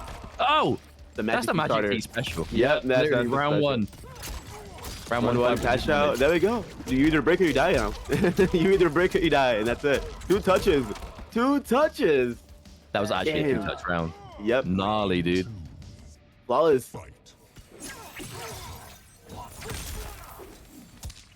Oh, the aim here. I like the fundamentals here. No fan lift available though. Again, that's actually a safe overhead launcher because he has blades to cover for him. For all the more reason why, you know, it's not bad for OMIE to keep going for it. Obviously, it keeps hitting, so that's like the most important thing. But even if it was getting blocked, like, as long as you're keeping it safe, then, hey, it's a mix-up. You're just enforcing it. Oh, and again! No. At one point, Magictea has to just block it, you know? Oh, no! Wait, meterless damage. He drops it. Oh, could have picked up. Maybe a moment of hesitation. Plus, oh, disrespects. Look special, he's out of there. Oh, no. No. That's gonna combo! He tried to jump! That was so good. These little pickups, like, not every hit from the sub-chameleon team is going to do, like, the 400 plus damage we've been seeing, but it's off of, like, every conversion, right? You get the corner carry, you get something off of it, as long as you're not dying. Okay, that's the right one. Okay, yeah. Oh, yeah. I like that conversion. Mine. Oh, just nice. That explode. Oh, this is gonna hurt. Has meter as well. Do you set up again? No. Yes, the break. Oh, come back here! Oh, what a conversion! He goes for the first hit of the wrecker just to keep him in the air long enough for Jax. That was such a beautiful catch. That time in Takeda's paying off because you see all these awkward conversions he goes for. It's not something you get easily, you know? This is something you pick up with so much time and experience on Takeda, and he got those. He got those 100%. I think that's one of the most impressive things we're seeing about Magictea is this consistency on these combos. Because they're not as easy as you might assume. There we go. We got it. Magictea, amazing to watch. Hey, it's not over though. We got more to go. And I like it. I love how we're seeing more Takeda now, though. It's just, I feel like he's had a weird journey as a character. I had a major adjustment at launch. You know, pretty much all of his combo pathing was adjusted, so you kind of had to do different pickups. But you know, new mix-up options that weren't necessarily there as much. And another one, honestly, I think another one of those characters that the more playtime people had with him, the more people really started to work out what he was meant to be doing. And you know, shout-outs to players like Lavender Raid, and other Takeda players who kind of stuck with him through that time to, you know, kind of push him forward and make those discoveries. Because now we are definitely seeing Takeda at the forefront of competitive. I think the biggest game changer was this Shuriken becoming a low, because being a mid, I mean, it was really threatening, but now that it's a low, it's just so much more offensive power. That's the Magictea special, really. The 2-tap. He just keeps 2-tapping everyone. And that's match point already. So far, so good. Almost done. But can OMIE bring it back? Okay, gets a hit. Gonna go coast to coast, isn't it?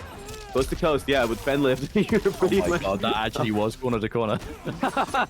Good lord. Fen lift covers so much. It's a slide and then a Fen lift. That's so much distance that you can cover. Oh no, but that corner. That's for Magictea now. He said, thank you for bringing me here. Now let's get it going. No, in front of the queen as well, right in front of her. Imagine getting set played in front of like the royal family.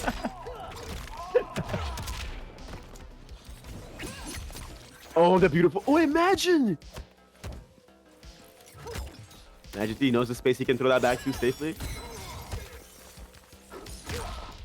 Oh, it's those crispy instant jump ones as well. Yeah, definitely expected the mix-up. Saw Melina was there. Dead time, though. Wait, oh my god. Oh my god, he's dead. He might actually be dead. He might now be dead. spends it. Oh my god, he's super dead. Here comes Jax. He's gonna drop. No, he doesn't go for never it. mind. Dude, Magictea. So far, that's to be the highlight of the day because all these 50 bombs he's dropping. It's absurd.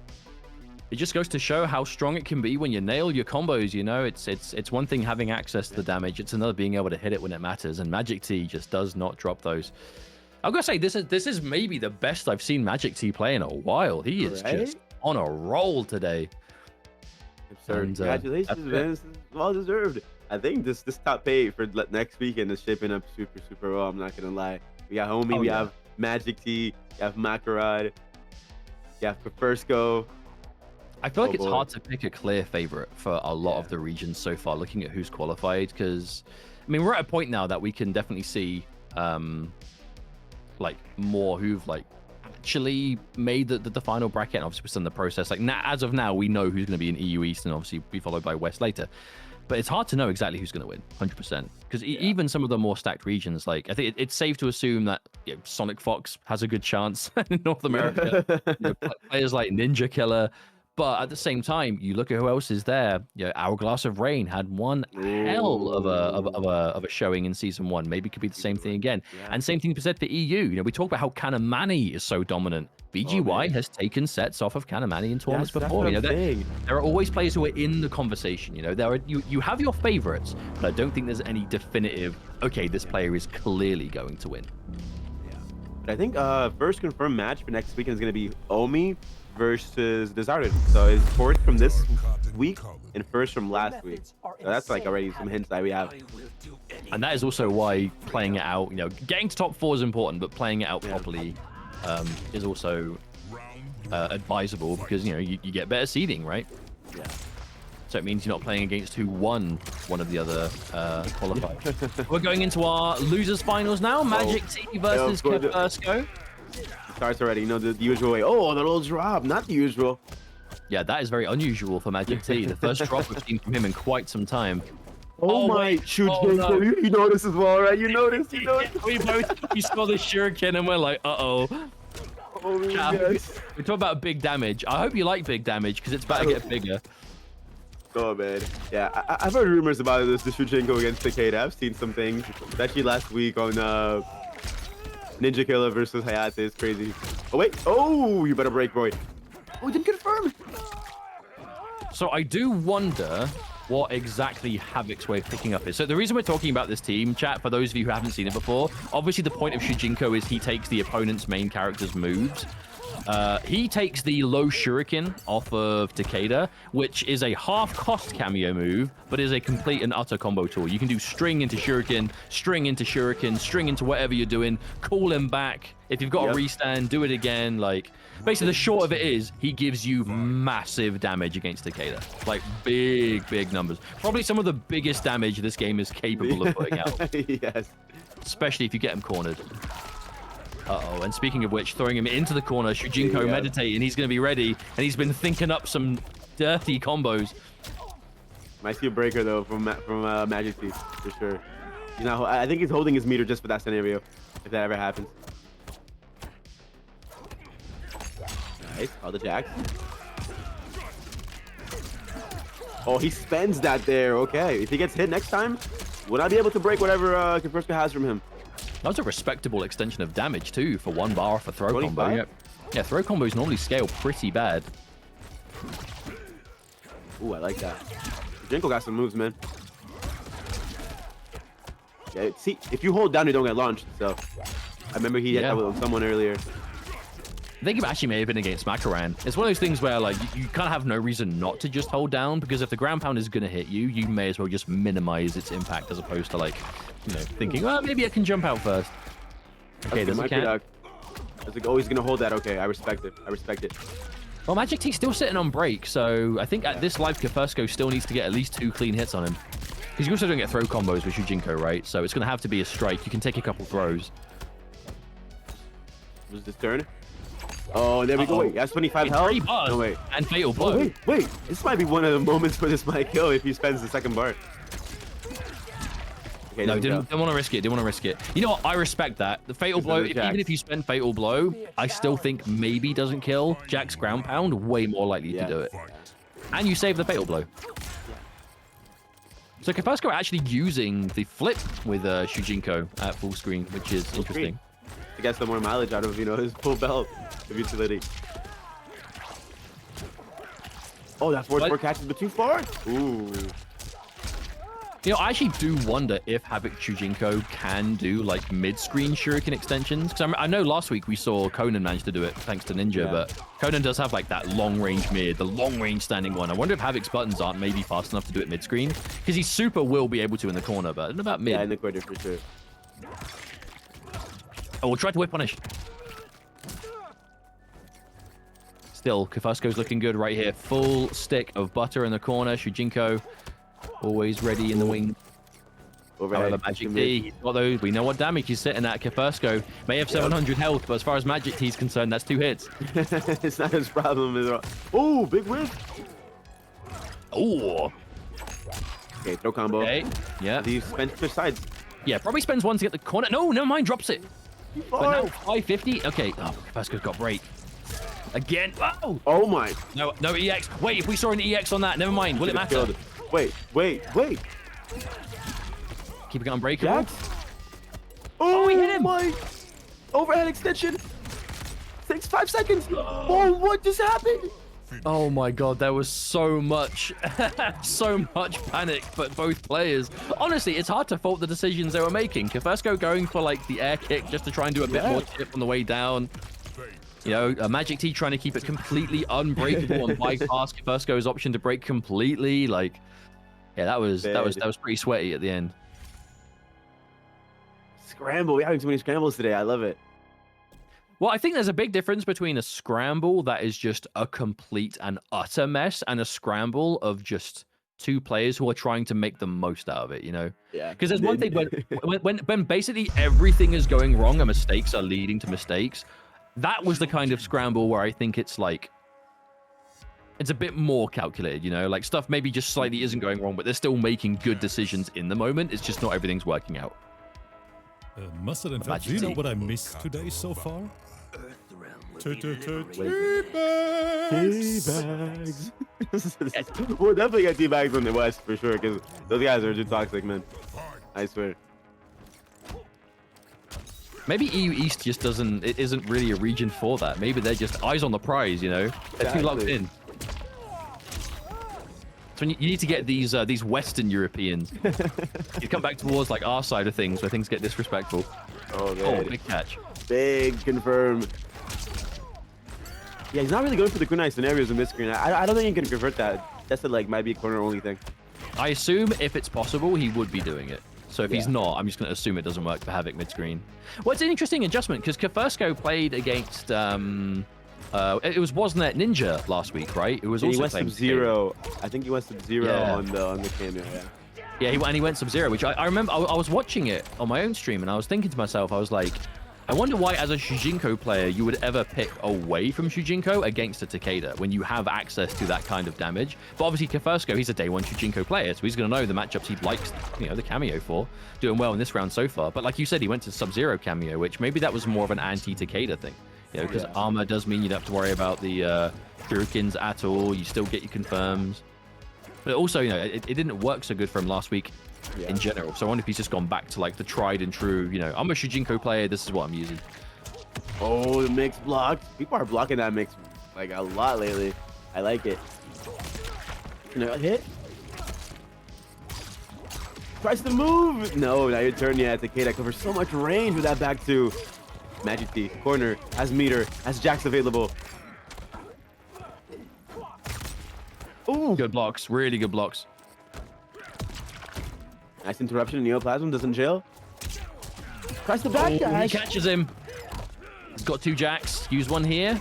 He has 60 health. I don't think he's not dying at all. But, dude. He believes. Ooh. No, not enough. Oh my god, he mistimed his meaty. You know what's crazy? That was 529, but because there's 1200 max, the chunk on the bar didn't even look that big. Hang on a minute. Wait. Doesn't have it. Wait. Oh my god, it worked! The savior! The savior, Jax! Don't worry, bro, I got you. Eat that. Oh, Jax! Oh my goodness, mate, Jax mileage. He is the ultimate wingman in this game. He's got your back through thick and thin, man. Gets thrown, hit by a combo. Yeah, man. He grabs a Kameos by the throat and just punches him in the mouth. Oh, I love this guy. Oh, he's like the ultimate partner. You know what I mean? To go, man. Oh, good blocks on overhead. Takes his turn. Anti-air, where are you going? The Rekka used there? Oh, I love that conversion with the Rekka. Nice. Yeah, I think that's definitely been Magictea's go-to, where he kind of just hits a hit at like kind of weird gravity, and you just want to make the most. Yeah. Still get the jacks pick up. It's really smart. You can definitely tell there's a lot of time spent in this team. These conversions are on point. We're in the corner, by the way. 43. Oh, pick it up. A full Shujinko in the corner too. But it might not matter. Oh, because the scoop does change sides, you know, because he gets... Yeah, it's interesting. Oh, my, that launches, by the way. That could have been it. Gosh, I had no idea. The body's been thrown out, because if it hits, you can just run up with a forward one, back to something, and just scoop them up. Hello. I love the color coordination, by the way. You see that they're both wearing the red? Hey, man, fashion matters. I'm telling you. Fashion combat. Honestly, I really wish you could have like almost loadouts, because if you want to play the same cameo with multiple characters, but you want the cameo to wear a different palette, and match like your team, characters, right? Yeah, I really wish you could do that. Oh, that would have been such a lovely pickup, but still turned into a reset anyway. All right, very competitive set already though. And the winner obviously going to be facing off against Makoran after, who has been sitting pretty in winner's side grand finals for a while. I will say, Makoran, I mean, I know this sounds a bit obvious considering he's sitting in winner's side grand finals. I think definitely the favorite to win this event so far. Just seems to be playing the most kind of on point, you know, minimal issues whatsoever. That being said, you know, going from losers finals, that momentum, especially, I think, especially if Magictea takes this, I think Magictea particularly has been really going on. His run has been insane. Yeah, his run has been indestructible sequence right now. I like when players go through the lower side of the rack and then they just become like a different beast. Well, especially because we know Magictea's been around for a while, so Magictea has it in him to get some competitive success. But yeah, a win here, for example, over KEFIRSKO. KEFIRSKO top 8 at a demigod event in Pro Competition. You know, that's definitely a big win to take and some good momentum to build going into Pro Competition finalist year 1. Makoran. I will say, if Magictea can do this whole thing today, that is a crazy statement to say. No! You finally hit a shuriken. There we go. There we go. Oh my this God. man is dead. Oh my God. Sorry, what? Yep. And you know what? That's on the lower end of damage I think you can get in the corner. He's actually being kind of humble. You know, it's just one shuriken. I think if he had the full Shujinko, it would have been 60. Damn, Takeda's been a victim of 50 bombs and 60 bombs in his entire online tour. Of your own medicine. Oh, he's going to end up in the corner as well. Shujinko, he's meditating. He's cooking up some shurikens. He's found them. He's been picking them up. Takeda's throwing him on the ground. He's grabbing them.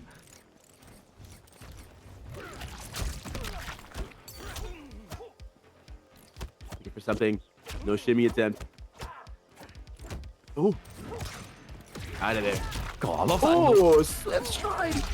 When you whiff Takeda's back too, is that just whoosh every time? Okay, set up. Oh, right down two. Yeah, unfortunate. I mean, KEFIRSKO had the meter to EX, right? I wonder if he was just looking for a big anti-air there. Always big. This is big. I think Havoc's down two is very vertical. Like, it hits really high up above him. Good block. You'll be careful if you're Magictea here, slowly but surely. Oh, yeah, 54. Oh, but there's not meter. So, first we're actually in a really good position to close this. God, the projectiles here, they're going to add up. Oh, he pulled him out. Oh, I love the decision there from KEFIRSKO. He held Shujinko. He made him run as far as possible, so Magictea couldn't just... Because if he threw anything there and then, Shujinko was going to sponge it. That's awesome. I love it. Shujinko usage, man. It's working out. One game now left for KEFIRSKO. Looking to get that run back versus Makoran, potentially. We have seen game 5s today. Will we see another one, I wonder, though? There's been a good top 8, though. I'm having a lot of fun. Hope you guys are enjoying the show as well at home, obviously. Thank you so much for tuning in. Again, we are doing this kind of weird collab stream thing. We've not done this before. I kind of just assume it's all working out. But I hope you're enjoying the show, because we're having a blast. It's going great. Let's go. Coffee. How much coffee have you drank so far today, Rip? What is your average daily coffee intake? Oh, guys, way too much. Don't ask that question, Mustard. Don't ask that question. Sorry, I'm putting you on the spot. I mean, tea is my choice, but significantly less caffeine. No, although I drink far too much of it. This is my 3rd cup right now, so it's still all right, especially considering that I woke up like at 6 a.m. this morning, okay? No, you were an early bird, so I understand that you might be needing the caffeine boost. This cup of tea right here, my first, but I forgot about it, and it's ice cold. Oh my god. Oh, Magictea, a blast from the past. The Melina Lau, the return. The splendid Melina outfit. I love this. Her deception look is like her best costume of all time. I'll die on that hill. Oh, the catch. There's a 1-2. There we go. I love how Melina Lau is just the old reliable. Oh, yeah. Wait, oh, armor broke. That's so good. Insane. Hard to block, but that also just breaks armor. That's like, you have to respect it. There's no way to escape that. Oh, Shujinko! Oh, dear. Shujinko always doing the Lord's work. Yeah, he takes a low head. It's really important. Oh, I love this. Uh-oh. Wait a minute. I swear, Havoc's back two has got to be like the... Ooh, you break? You do. I respect that. It goes so far, and it catches everyone. Oh, I like that. Uber confirmable as well. The armor. What do you mean tea is my choice, he says in British? What do you mean speaks in British? You know what? I don't hate that. Oh my god. She can just ball roller from nowhere. I mean, we were talking taste of your own medicine. I feel like Melina players are obligated to let out a ball every now and then. If you're Shujinko, I think you kind of, you take the responsibility upon yourself. You checked him with ball rolls now. Oh, again, back two. Shujinko's still available as well. That was going to be a long combo. Oh, that looked a little minus. That's going to kill. And that's enough. KEFIRSKO. He really got comfortable as that set moved on, to be honest, was placing those normals ready for the confirms. You know what I love about KEFIRSKO as well? Like, I feel like you will instinctively think that when you're playing Shujinko, you're just going to save all your meter for, like, big, you know, confirms and always having the meter ready for a big launch or whatever. He is so willing to just let neutral. Yeah, he's so willing to just let those half-charged, you know, like the single-use moves go that you get to use twice. I like it. You know, he makes full use of everything. Yeah. Also, I feel like when you have Kameos that are really strong up close, right? You gotta like be a little unpredictable and use those moves in neutral up like from far because your opponent only like is so scared of you getting in. But yo, I have projectiles moves, got like a ball roll, I have everything. So I like how he uses Shujinko. He's really getting like finding a way to make Shujinko becoming as optimal as possible. I love that from KEFIRSKO. You could definitely tell he has put a lot of time into that character because it's one thing to just know the cameo because it's easy. Anyone can just pick up Shujinko and use him for the crumple and whatever. But when you know every move he takes and which ones you can use and which ones you should ignore, I mean, that's the result you can see, right? You can let ball roll go, sorry, tongue twister, at mid screen and just, you know, let it rock, be ready to pick up whatever it is, and then have whatever the matchup requires. You know, I almost feel similar when you see a really good Shang Tsung player using the cameo moves, you know, and have all some crazy stuff. Either way, crazy stuff incoming potentially, as it is the final chat prediction of the first top 8 of today. EU East Grand Finals. Makoran on winner side, KEFIRSKO on loser side. Only one may win, but both will be coming back next week. Oh, look at this graphic. All right, look at this. Production man, we love to see it. Thank you very much, production man. And again, the safety of those single hit mix-ups into Serena Blade is so important. Like, not a one full combo yet, but 30% gone. And look at that reversal. Down 4-3 for the punish. There we go, finds the poke. Oh, big whiff, no punish from KEFIRSKO. And he gets punished after. Unlucky. Oh my goodness, what a round. What a round it has been. He's just not letting him press, not letting him swing, and just confidence on this man. I'm back at the Serena as well, you know, Makoran. I definitely think Serena has begun to be like his kind of comfort zone against the... I mean, it could be the Havoc Shujinko specifically because you don't have quite as explosive options as like with the Movado potentially, but just that neutral control. You can tell Makoran is so confident in his neutral. And this is a team that really lets him play that. Oh boy. Corner now. Oh, just go for the poke special.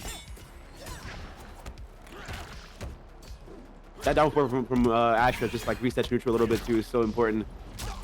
Oh, I like it. Can you up block Shujinko's overhead chop? Yeah. It makes it minus 15, I think.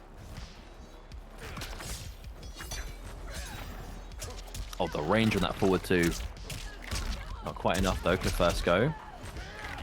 Gonna have the corner on the end of this. I like the way that KEFIRSKO waits and does like helping hand off the crumple as late as possible, because it gives you time to get Shujinko recharging.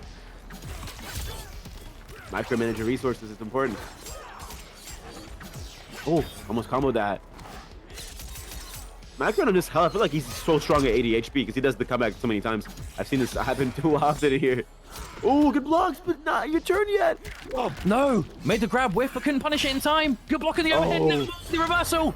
Oh, and that projectile sealing things. Makoran, one game on the board.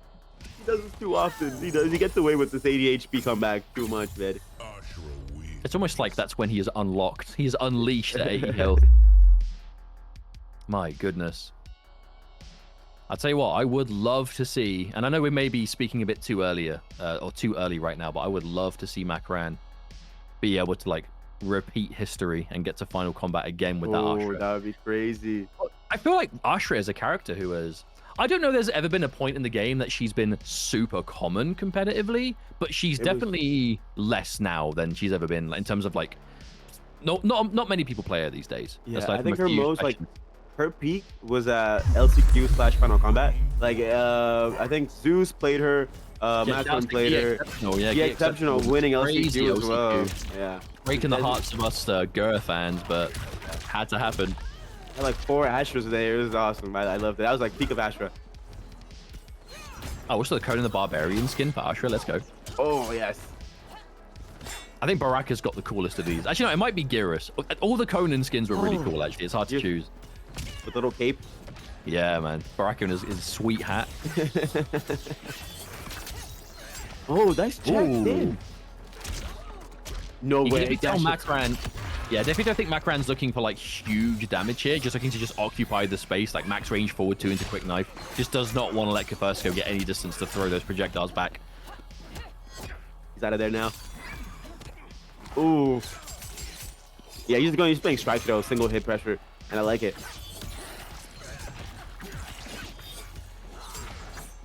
Damn, he's winning the zoning war so well. Powerful. Oh, nice juggle. Wait a minute. Can he fatal from this? This is 116 damage. Maybe rough scale leg. Oh, that definitely kills. Definitely kills. Ooh, there we go. Be very not YouTube friendly fatal blow. Round 2. Fight. Okay, KEFIRSKO, a round on the board. A long mountain to climb though. Has to reset that bracket first, but not impossible. KEFIRSKO's been doing dash up and scoop a lot in this set. It's like his 3rd time.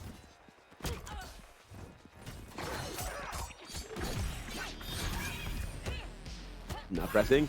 Don't fall for it again, KEFIRSKO. Don't fall for it. Oh, what the forward 1 into low. The layers unveil.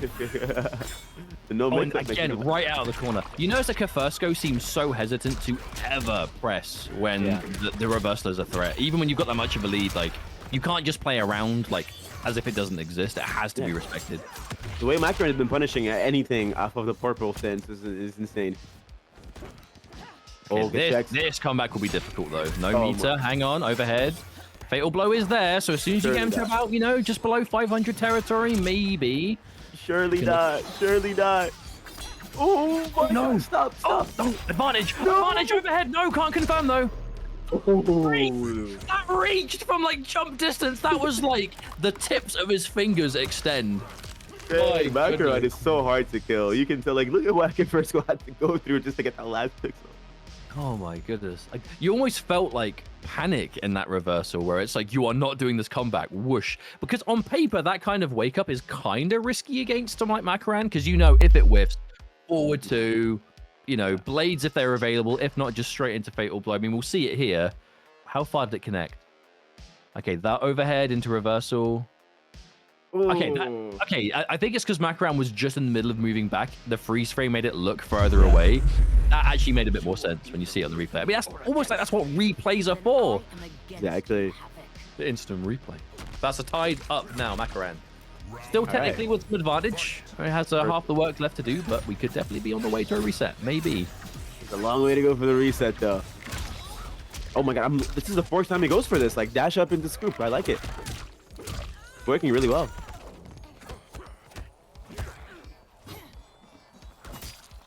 Oh, that's hitting too. Beautiful punish. Wait, he's using the meter gain buff when he already has 3 bars. I feel like he's trying to unlock the secret 4th beater. Legend says if you get more than 3 bars, you end up with infinite. Oh man. At least that's what it looks like when you see Sarik's arena. Oh. He unlocked the infinite bar cheat code. It was evil team ever, I swear. 3 bars from Makoran again. 1 confirm. KEFIRSKO dead this round. Ooh, that was an ambitious nether snatcher. That is what that move's called, by the way. I didn't make it up. Punish.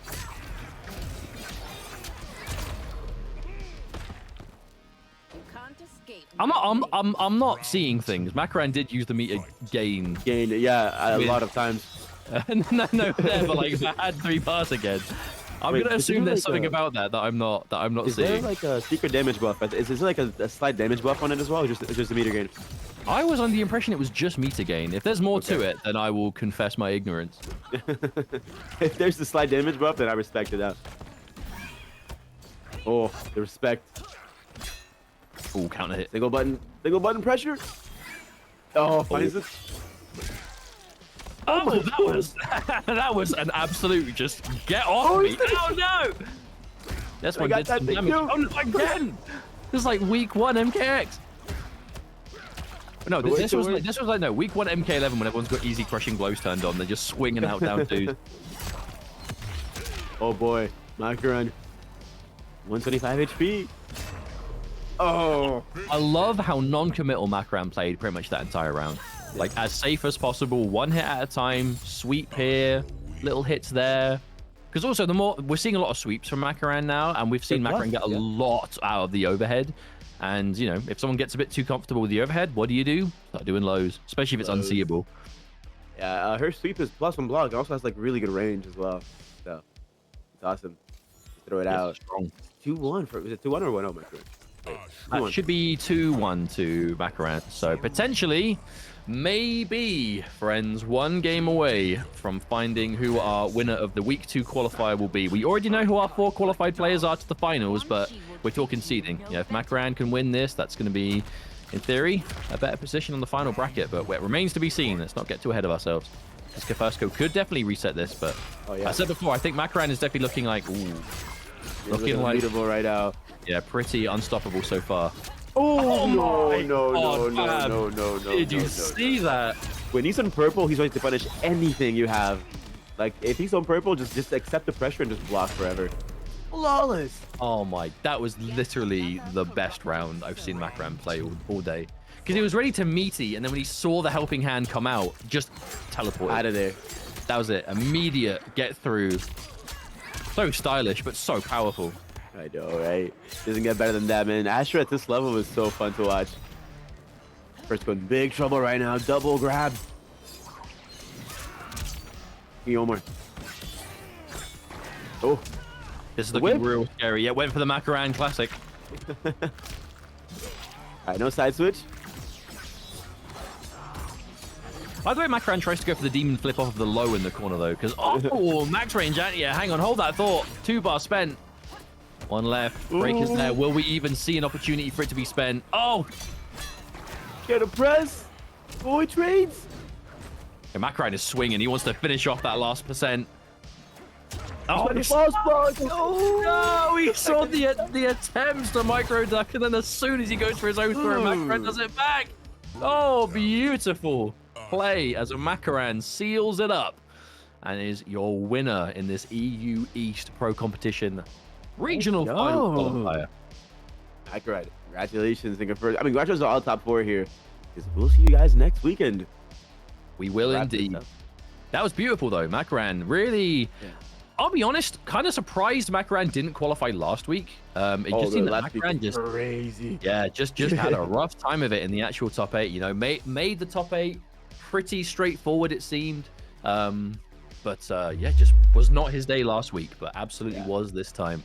With a commanding performance, doing well, and ultimately taking the tournament from the winner's side, which is pretty much as dominant as you could ask for. But GG's all round. That is there's our top 4. That is the EU East. That's the top 4. These boys are going to be fighting next weekend. See who gets the final comeback. Congratulations to Makoran, KEFIRSKO, OMIE, and Magictea as well. They're joining Desarted, Takinada, Anna's Bananas, and wait, I'm missing someone. From last week. Wasn't that Ninja? Yeah, Wasn't got top 8. He did. I think top 4. Yeah. I think it was top 4. Yeah, he did. Either way, the brackets will be out at some point soon, I'm sure. Yeah, if I'm wrong, my bad. But I'm pretty sure we're right. But anyway, that does wrap things up for the EU East side of things, which is first of 2 top 8s going on today, as we're in the exact same situation, right? We're looking for those top 4 qualified players to join last week's qualified players in next week's. Sorry, it's confusing. I know, you can keep up with me. The regional finals, where we will send 1 player from each online region to Final Combat. And that wraps things up for EU East. So thank you all so much for watching this. Shout out to those of you watching on Rip's YouTube as well. Hope you enjoyed the show. Do stick around because EU West is coming right up. For those of you watching live, it's right now. For those of you watching on YouTube, it's probably a different video. So click that and we'll see you there in a minute.